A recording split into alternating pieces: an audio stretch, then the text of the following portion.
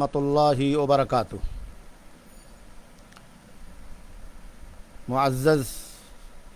سامعین و ناظرین، پیارے نبی صلی اللہ علیہ وسلم کی ایک حدیث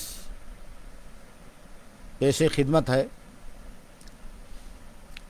امام ابن ماجہ رحمہ اللہ حضرت برا ابن عازب سے روایت کرتے ہیں،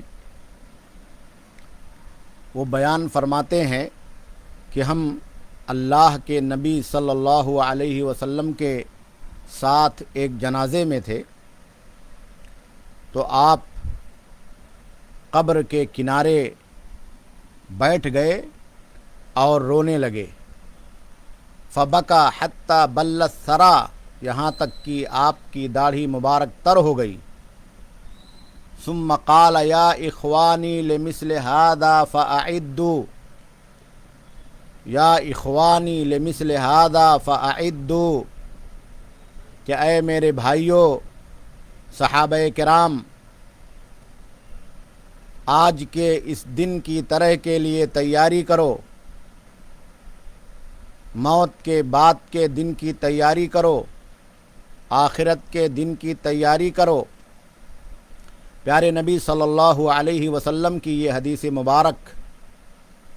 ہمیں اور آپ کو ایک بہت ہی عظیم درس دیتی ہے کہ یہ دنیا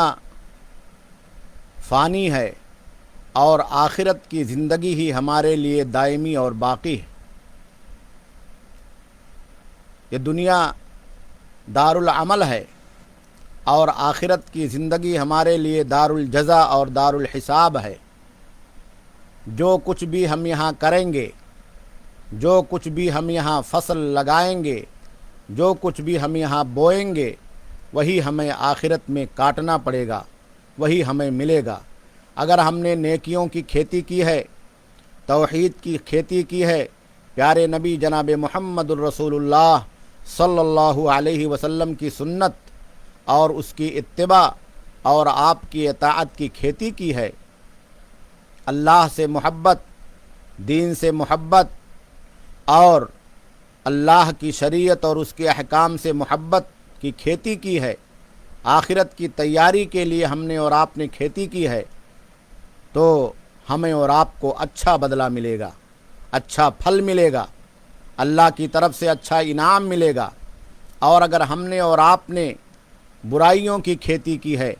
معصیت اور بدی کی کھیتی کی ہے، شرک اور کفر کی کھیتی کی ہے،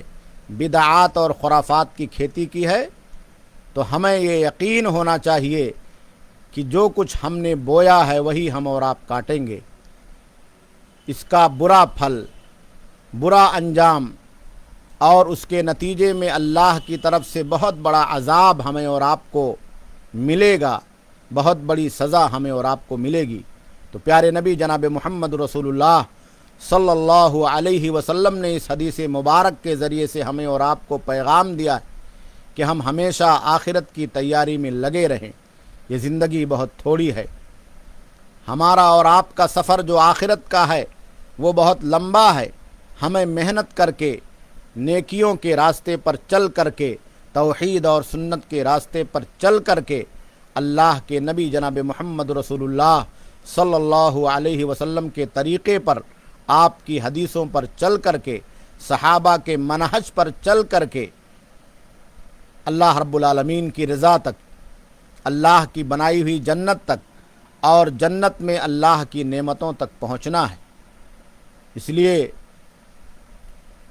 میرے بھائیوں اور دوستوں، ہمیں اور آپ کو چاہیے کہ ہم زیادہ سے زیادہ اس دنیا میں آخرت کی تیاری میں لگے رہیں اور ایسی کھیتی کریں جس کھیتی کا ہمیں اور آپ کو اچھا پھل، اس کا اچھا بدلہ اور اللہ کی طرف سے اچھا انعام مرنے کے بعد